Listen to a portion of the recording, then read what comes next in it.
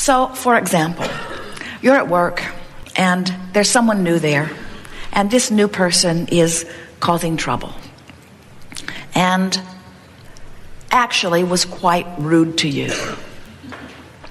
And you felt the sting of it. You didn't like it one bit. And in the moment of that stinging sensation, you launched a rocket of desire. Maybe 1 or 2 or 3 or 4 or 10 or 20 or 30 or 40. In other words, a lot happens in an encounter. So your rocket says, I want to get along. Your rocket says, I want to be happy at work. Your rocket says, I want this person not to be rude to me. Your rocket says, I don't want to be rude back. In other words, you just launched a series of rockets because of this one encounter. And the source within you, having lived the experience with you, rode the rocket of your greatest desire. The desire is pure, no matter how you feel about it when it is born. And source then became that expanded being because of what you just lived. Source became more loving, more considerate, more aware of work, more determined to live a good life. In other words, all of the things that happened in that moment, Source instantly became. And then doesn't say to you, now you need to catch up. Source just bees it. Just bees it. Just bees the expanded version of you and offers a signal more powerful than the current of any river, we promise you. So now, you have become that. And if you are tuned in, tapped in, turned on, then you will turn with the direction of that current and you would flow right along and you would become that yourself in that moment. That's what we call going with the flow.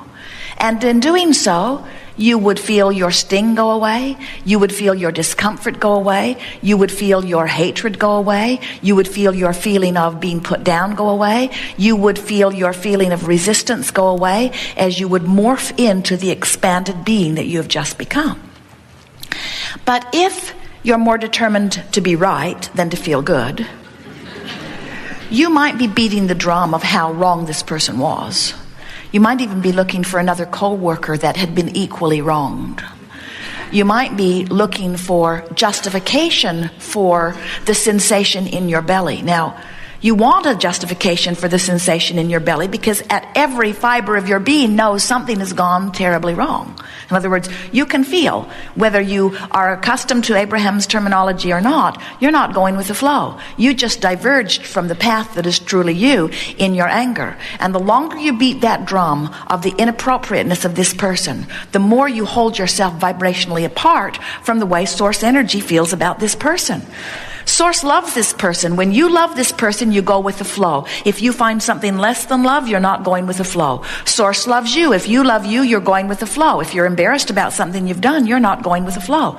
In other words, when you go with the flow of Source, you feel wonderful. And we really want to remind you that in the moment that you turn in the direction of that flow, you feel wonderful. So going with the flow, the operative word or the sensation that you're wanting to reach for to determine whether you're going with the flow or against it, is that when you go with the flow, you have sensations of relief. When you're going against the flow, it's the opposite feeling. Jerry and Esther have been noticing this week as they've been, so joyful, doing their work, working on a new book, editing tapes in a lovely park in beautiful trees, taking walks by a stream, listening to the birds. They have been in a tuned in, tapped in, turned on mode for days and days and days. And from this feeling of near connection all the time, the slightest little compliment just sends them into orbit. The slightest little bird chirping outside their window just puts them over the edge. The music that they hear through their stereo system gives them orgasms. In other words, the sensation of ecstasy They did not realize how on the verge of it they were until one thing after another is taking them over the top. And so what we're saying is, as they are already in a really good feeling place, when they turn and go with the flow, oh boy, does it feel good. In other words, when you go with the flow after having been going with the flow really, really feels good. But if you are in despair and you turn and go with the flow, it's not ecstasy, it's not bouncing off the wall enthusiasm, it's not joyous rapture, but it sure feels better than what you were just doing. And friends, it's just as good in the relative sense that we're wanting you to talk about, because... And here's the thing that we want you to get, more than all other things put together. Have we said that 5 or 10 times already? This is the thing. No, this is the thing. No, it's this. No, it's this. This is it. This really is it. This is the thing. You're going to want to write this down. This is the most important thing that you will ever acknowledge anytime, anywhere. I am where I am. Good, wasn't it? I am where I am. In other words, so what does it matter where I am when from where I am I have the ability to go anywhere I want to be? Anywhere I want to be.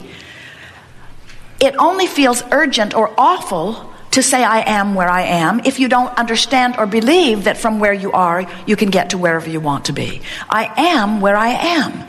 And from where I am, as I turn in the direction of that which I have become, and I relax and go with the flow, I can get to wherever I want to be from wherever I am, no exceptions.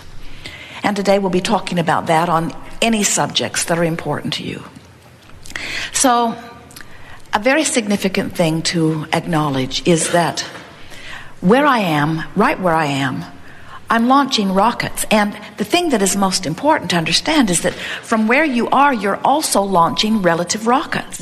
In other words, you have been amassing a magnificent future. And so your vibrational escrow has become something incredibly wonderful for you.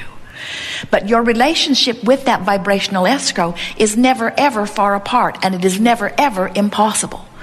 Can you imagine, as Jerry and Esther are traveling from Phoenix to San Diego, it's about 400 miles, and they know the way. Head west and keep going. They never get out there in the desert at the halfway point and get so unhappy that they're not yet in San Diego, that they lose their minds, that they lose their sense of direction, and in their disorientation go the wrong way. Can you imagine Phoenix, Yuma, Phoenix, Yuma, Phoenix, Yuma, Phoenix, Yuma, Phoenix, Yuma? And under those conditions, they might announce that San Diego is an impossible dream. They might say San Diego is incurable. You do that, and it is every bit as ridiculous for you to say, I cannot get to wellness from illness. It is as ridiculous as saying, I cannot get from Phoenix to San Diego. Because all you got to do is get pointed in the right direction and keep going. So the only thing that makes sense why there are people who get sick and don't move toward wellness, or have no money and don't move toward abundance, who find confusion and don't move toward clarity, who have problems and don't move toward solutions, who have questions and don't move toward answers. The only reason that can be is that they have not figured out how to quantify their journey. They haven't figured out how to understand their journey. They haven't figured out how to tell which way is the way they want to go. And we say, oh, how can it be hard when there's this flow? That'd be like getting down to the river and saying, let's see, which way should we go? Like you really have any real choice. In other words, the question that we want to put to you as you put your canoe in the river and paddle it upstream is, how long can you keep that up? And you say, oh, you'd be surprised. I've gotten quite good at this. And we say, but why?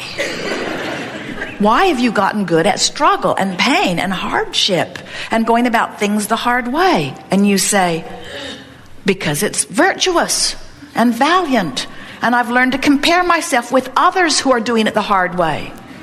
We have a club. It's called Humanity Against Allowing. It's called Humanity. Humanity that goes against the flow in our quest for the mark on the chart of our virtue. And we say, but how long can you keep that up? And you say, oh, you'd be surprised. And we say, frankly, we are.